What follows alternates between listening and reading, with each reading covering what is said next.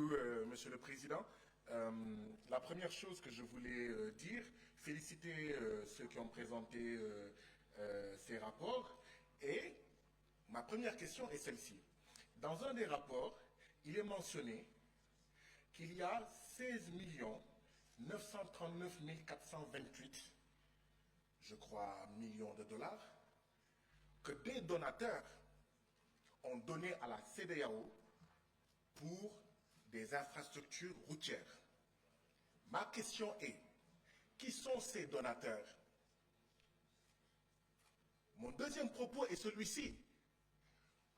Peut-être que nous, CEDEAO, nous regardons le monde, l'Afrique et nos propres pays avec les yeux de nos donateurs. Certains se posent la question, pourquoi cette route va jusqu'au Cameroun? Peut-être que c'est l'intérêt des donateurs et pas l'intérêt de la CEDEAO.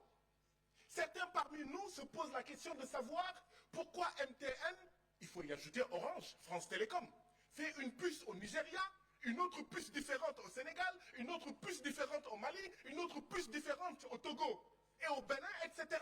Et on se demande pourquoi ça? Mais parce que c'est l'intérêt du donateur. Mais parce que nous n'osons pas faire ce que font les États-Unis.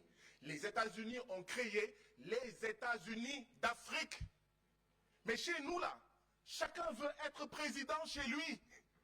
Chacun veut être président du Parlement chez lui.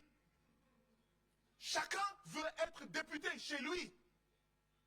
Chacun veut être ceci ou cela chez lui, au détriment des intérêts du peuple de l'Afrique de l'Ouest. Voilà pourquoi nous n'aurons pas des puces comme les États-Unis.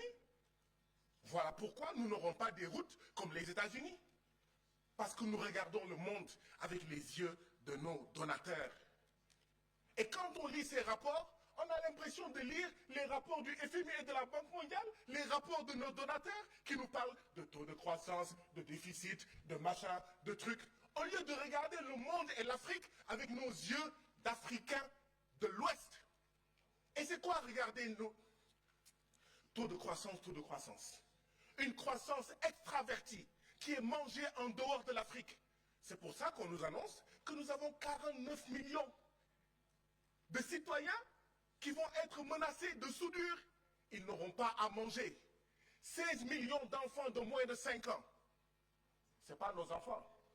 Ce ne sont pas nos enfants. Si c'était nos enfants, on n'allait pas accepter 3 minutes de temps de parole. C'est parce que ce ne sont pas nos enfants qui sont menacés de malnutrition aiguë que nous acceptons 3 minutes. Et c'est ça qu'il faut changer.